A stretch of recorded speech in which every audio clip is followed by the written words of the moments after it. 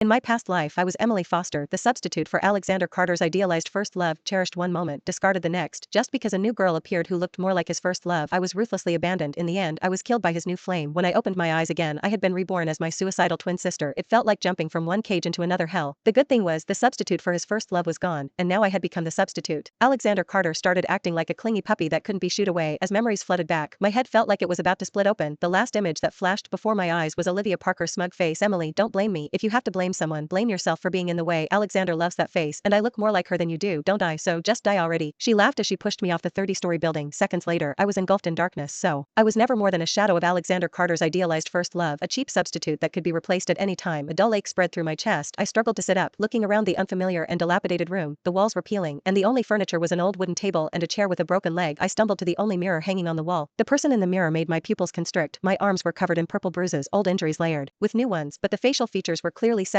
or 8 tenths similar to mine before I died, only younger and more battered. Who was this? Why was I here? You lazy brat. What are you dawdling for? Have you washed the dishes yet? A woman's shrill, harsh voice came from outside the door, accompanied by loud banging. I instinctively shrank back, my body's reflexes carrying deep-seated fear. An obese figure burst through the door, hands on hips, spittle flying as she pointed at me, always slacking off. Get your ass to the kitchen and wash those dishes. Do you want to starve? I looked at her, my gaze cold. It seemed the heavens hadn't let me die completely. They had given me a new identity. The original owner of this body was called Mia Foster, an adopted child in this family. The fat woman was her foster mother, Linda. There was also a foster father, Frank, who spent his days idling and either beating or scolding her, and a good-for-nothing brother, Tyler. In this family, Mia was treated like an unpaid servant, living a life worse than a dog's. Her personality was timid, submissive, even numb. This made it convenient for me to hide my true self, until that day, when I found an old notebook under the floorboards. It was Mia's diary. Out of curiosity about the original owner of this body, I opened it. The handwriting was messy, recording years of darkness. Got beaten again today. My arm hurts so much. Mom said it's because I was disobedient. Tyler stole the $5 I had secretly saved up. Dad saw and just laughed at me. They said I'm an abandoned bastard eating for free, so I should do all the work. I want to die so badly. Would death finally set me free? Page after page, line after line, all were cries of despair and pain. Long-term physical abuse and mental torture had left her unable to see any light. The last few pages of the diary detailed her plans for suicide. So I had been reborn because she had actively given up her own life. My chest felt tight. I continued flipping through, and several photos slipped out from the diary. One was a family photo of young Mia with her foster parents and brother. She was timidly hiding in the corner. There were also a few photos of a gentle, beautiful woman holding a baby. That woman's face, my breath caught sharply. It was my deceased mother. In her diary, Mia had written that she was abandoned, with only a photo of her mother holding her as a keepsake. Combined with this face so similar to mine, a ridiculous thought struck me. Mia Foster was my long-lost twin sister. We were actually twins. I held the photos, tears silently falling. So I wasn't alone after all. I once had a sister, but she had died in this hell, tortured to death. From that day on, Mia Foster changed. When Tyler came home drunk again, wanting to get handsy with me like usual, I didn't dodge. As he approached, I grabbed the ashtray from the table and smashed it against his forehead. He clutched his bleeding forehead, looking at me in disbelief. You dare hit me? I coldly looked at him. Get lost, he cursed, and charged at me. I dodged to the side, simultaneously knocking out a small packet of white powder hidden in his pocket. His face changed drastically as he hurriedly tried to pick it up. I didn't give him the chance, immediately calling the police on my phone. Hello, police. I'd like to report drug use and illegal gambling. When Tyler was taken away by the police, his eyes were full of hatred. Linda and Frank naturally took out their anger on me. Linda pointed at my nose and cursed, you ungrateful bitch. You jinx. How dare you hurt your brother? Frank raised his hand to hit me. I didn't dodge, instead meeting his gaze and speaking. Dad, you didn't come home last night. Were you at that widow Jenny's house down the street? I saw you. You know, she had her arms around your neck, calling you darling. Frank's face instantly turned pale, his raised hand frozen in midair. Linda was stunned for a moment, then pounced on Frank like a madwoman, scratching and hitting. You bastard, Frank. How dare you cheat on me? I'll kill you. The house instantly descended into chaos. The news of her husband's affair was enough to keep Linda occupied for a while. She wouldn't have the energy to cause me trouble for now. I coldly watched all this, feeling no ripples in my heart. This was just the beginning. Using Emily Foster's memories from my past life, I had accumulated some knowledge and insight into the financial markets. I used the little money Mia had secretly saved as seed capital and made a few short-term trades in the stock market. Luck was on my side, and I earned my first chunk of startup capital. I kept quiet about it, secretly moving out and renting a small studio apartment in the city. I bought a few well-fitting clothes and applied light makeup. The girl in the mirror had shed her previous timidity and dullness, though still thin. Her eyes were calm and sharp. This face looked so much like Emily Foster's, enough to make Alexander Carter lose his composure. I knew Alexander Carter's habits. Every Friday afternoon, he would go to a tea house in the west of the city. It was the place he and his first love used to love going to. How devoted. I timed it perfectly and walked into the tea house. I chose a seat by the window and ordered the most ordinary green tea. Before long, Alexander Carter's figure appeared. He was wearing a well-tailored black suit, handsome and dignified. He walked straight towards his usual private room. As he passed by me, his footsteps faltered. I could feel his gaze on me, scrutinizing and uncertain. I didn't look up, pretending to be focused on the view outside, my fingers unconsciously tracing the rim of the cup. From the corner of my eye, I saw him standing there, looking at me for a full half-minute. Then he continued towards the private room, though his steps seemed to have slowed. A few days later, someone claiming to be Alexander Carter's assistant contacted me. Miss Foster, our Mr. Carter would like to invite you to dinner. Would that be convenient for you? I spoke into the phone, my voice tinged with timidity and confusion. Mr. Carter, I don't know him. It's like this. Mr. Carter saw you at the Serenity Tea House the other day and thought you looked very similar to an old acquaintance. He'd like to get to know you. I inwardly smirked, but outwardly agreed. Oh, all right. right then. The dinner was set at a high-end Western restaurant. Alexander Carter sat across from me, his gaze barely leaving my face. Miss Foster, I apologize for being so forward, but you look very much like someone I know, he began, his voice low. I lowered my head, fidgeting with the hem of my clothes, putting on an act of nervousness. Is that so? Her name was Emily Foster. He said the name slowly, watching intently for my reaction. My heart stung sharply, but my face showed only confusion. Emily Foster, I don't know her. He seemed somewhat disappointed, yet also relieved. For the rest of the time, he probed indirectly about my background. I responded with half-truths and half-lies, portraying myself as Mia Foster, a girl from a poor family with a sad past. I deliberately mimicked some of Emily's small habits, like slightly pursing my lips when drinking water or gently biting my lower lip when thinking. These details made Alexander Carter's gaze grow increasingly complex. Over the next few days, he frequently asked me out, sent me gifts, and took me to various high-end places, bags, jewelry, clothes, all brands and styles that Emily used to like. The way he looked at me was sometimes gentle, sometimes dazed, as if seeing someone else through me. I knew that in his eyes I had become another substitute. How laughable. He would never know that this new substitute he was trying to control had the soul of Emily Foster, the one he had abandoned once. While dining with Alexander Carter, I accidentally raised my hand to brush back my hair, revealing a bruise on my wrist that hadn't fully faded. Alexander Carter's gaze instantly froze. He grabbed my wrist, his face terrifyingly dark. How did this happen? I hurriedly pulled my hand back, lowering my head, my voice trembling. It's nothing, just an accident, Mia Foster. He raised his voice. Tell me, who did this?